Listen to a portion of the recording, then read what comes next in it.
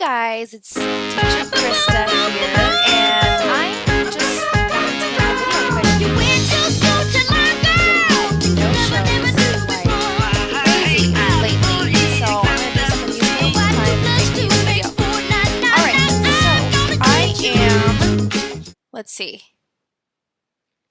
20 days in with VIPKid, and oh my gosh, in those 20 days I have learned so much. I have been working like crazy. I don't know if you can tell it, but my eyes are so bloodshot. I just had to put eye drops in because I am so tired.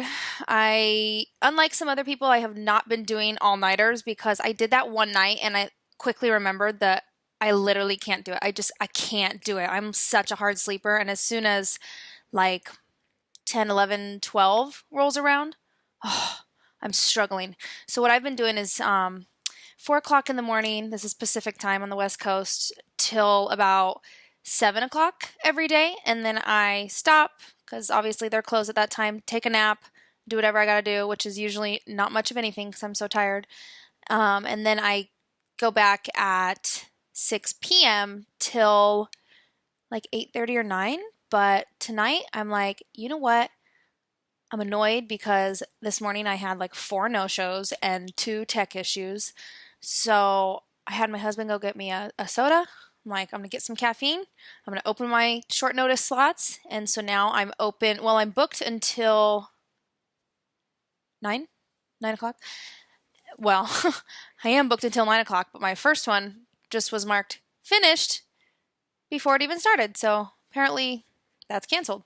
And then I open my slots on my short notice boxes until midnight. So, wish me luck, because it's like when you're awake and you're lively and you're feeling good and you're like, oh, I'm going to dominate.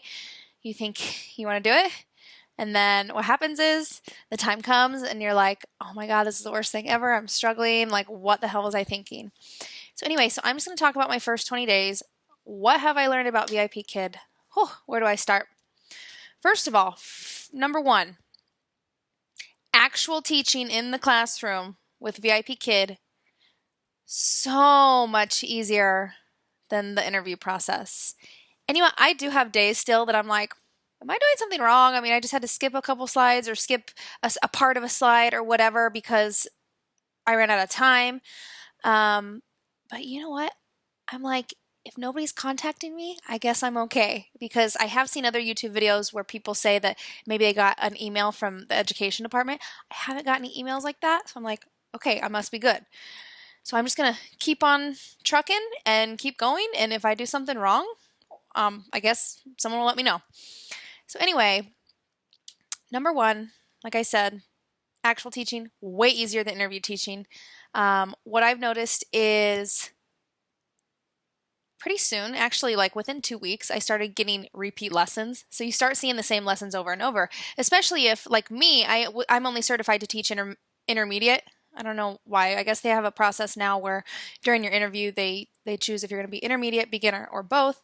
I am only certified for intermediate right now, so I do see a lot of repeat lessons, which is a good thing. I know some people might be like, ugh, I have to teach that lesson again. I've taught it a million times. But I don't really care, honestly, because once you get so comfortable with a lesson, you can almost do it in your sleep. So yeah, so that's good. You get repeat lessons.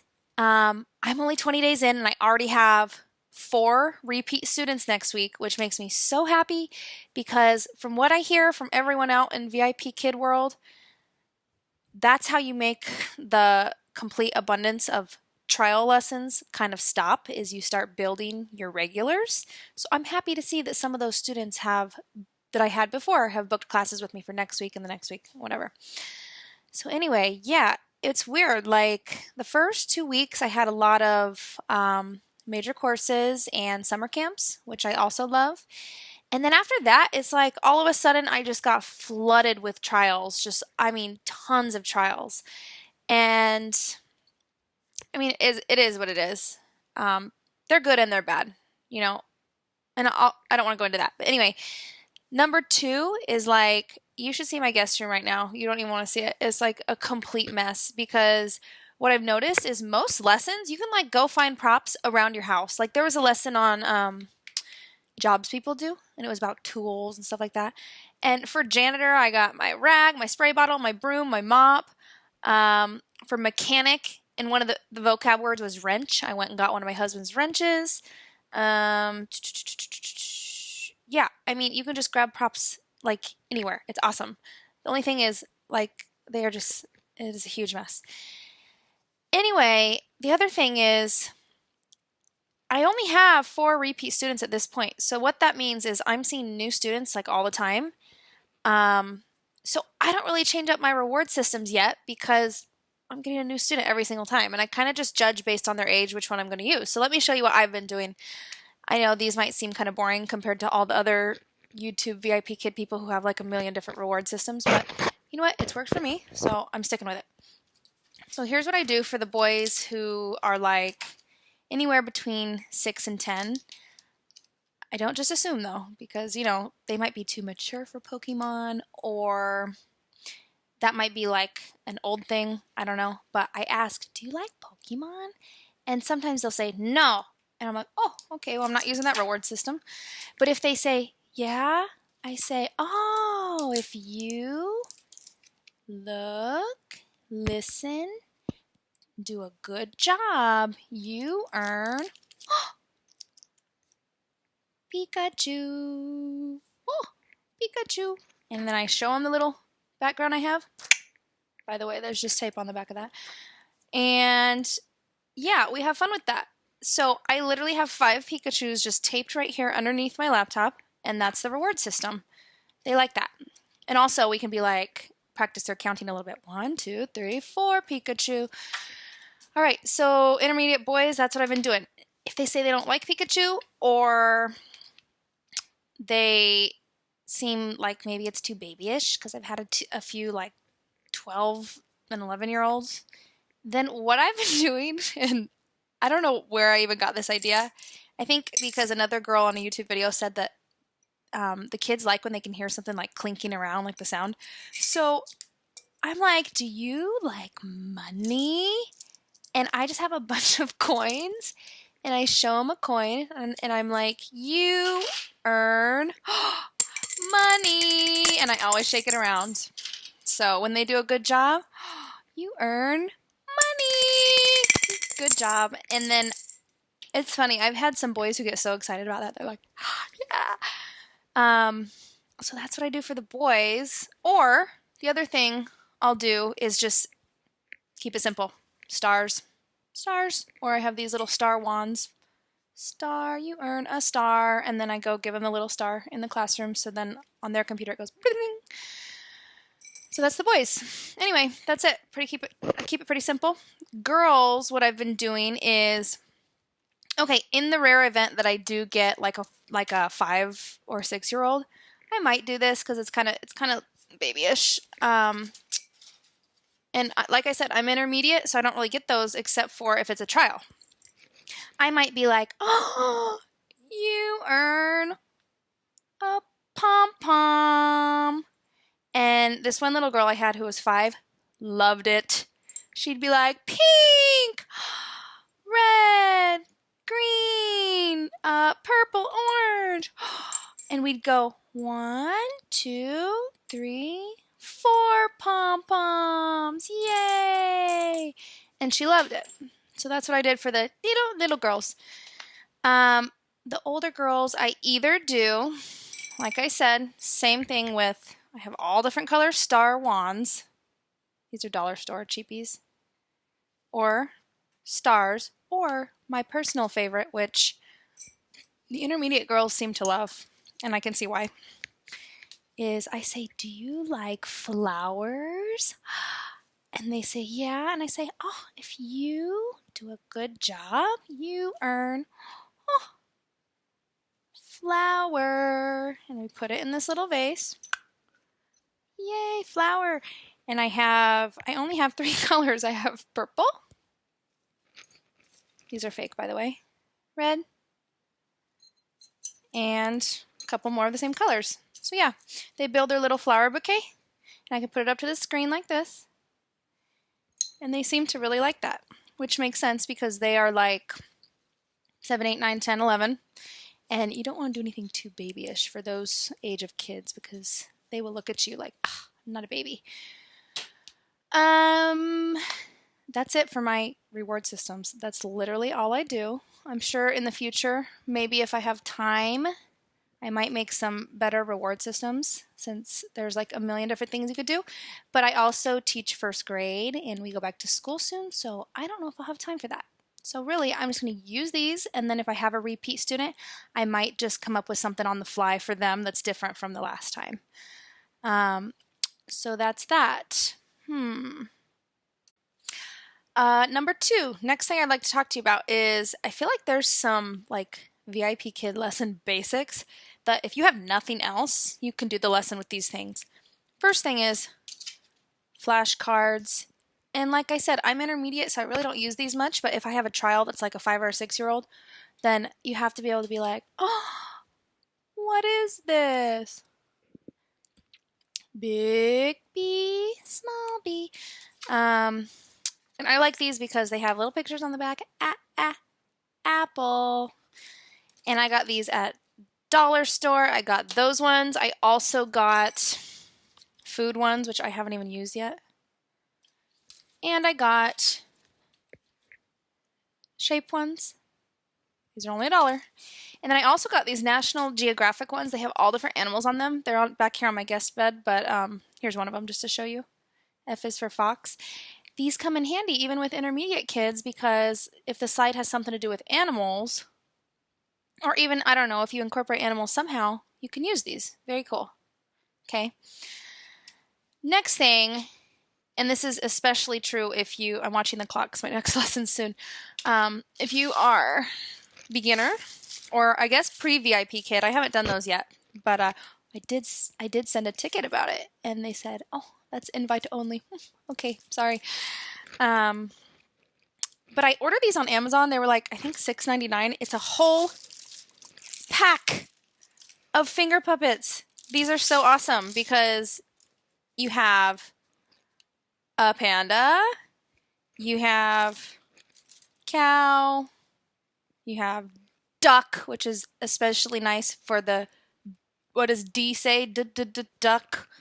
Yeah, there's like tons of them. Awesome. $6.99, Amazon. I swear, Amazon's like the greatest. I also have like a couple random stuffed animals laying around, and these are great because I don't have like hand puppets yet. There's a lot on Amazon, so if I start doing more little kids, then I'll probably get one. But these are nice because you can be like, oh, dog, hi dog, and usually you say, and the hi dog, and they do pretty good with that.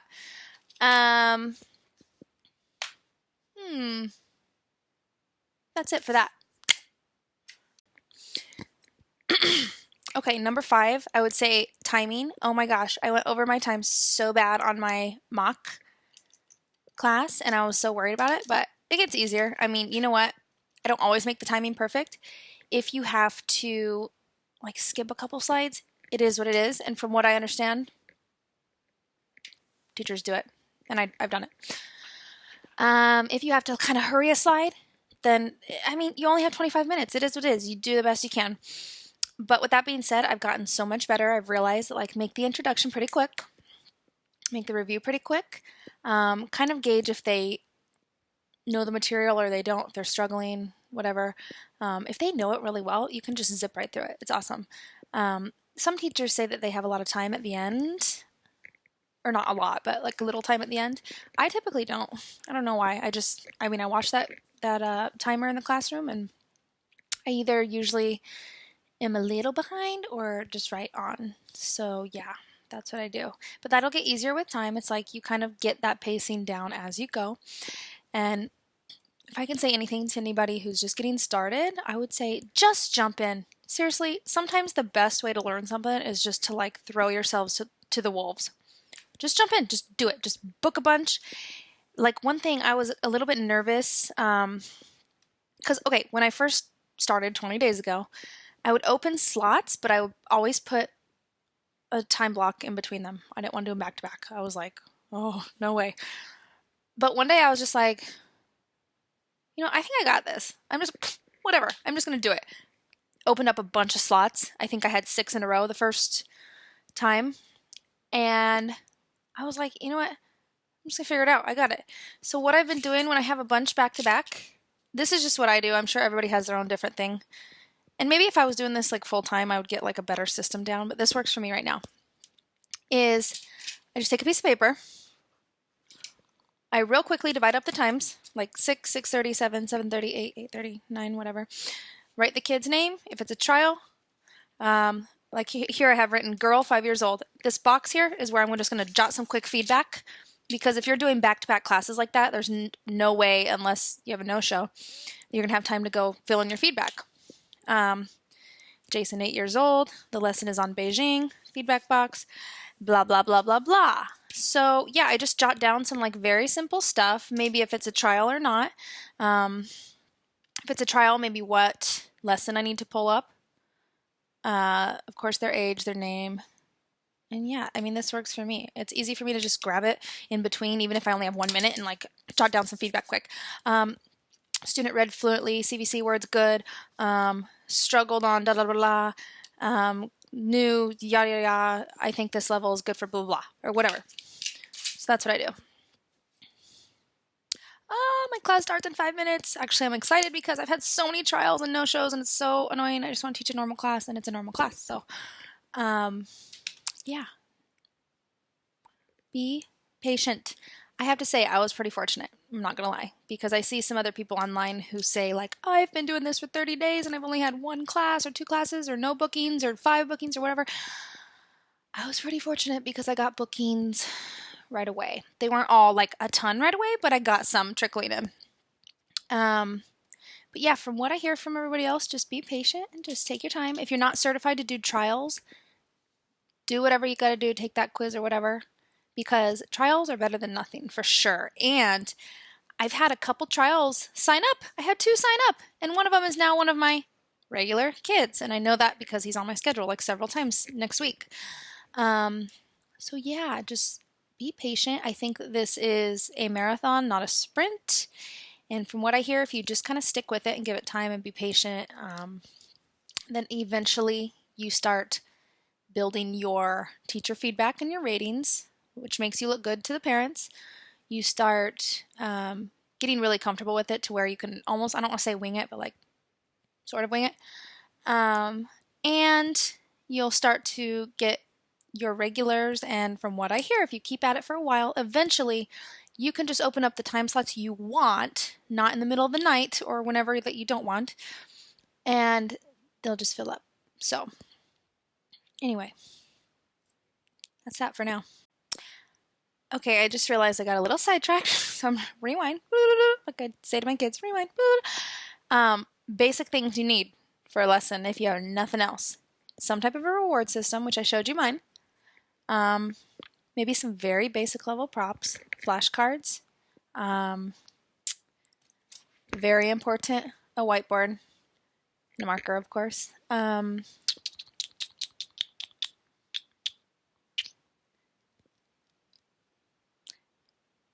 find myself using stuffed animals like all the time, because a lot of the trial slides are the one where you have to teach them how to say like, hello, how are you?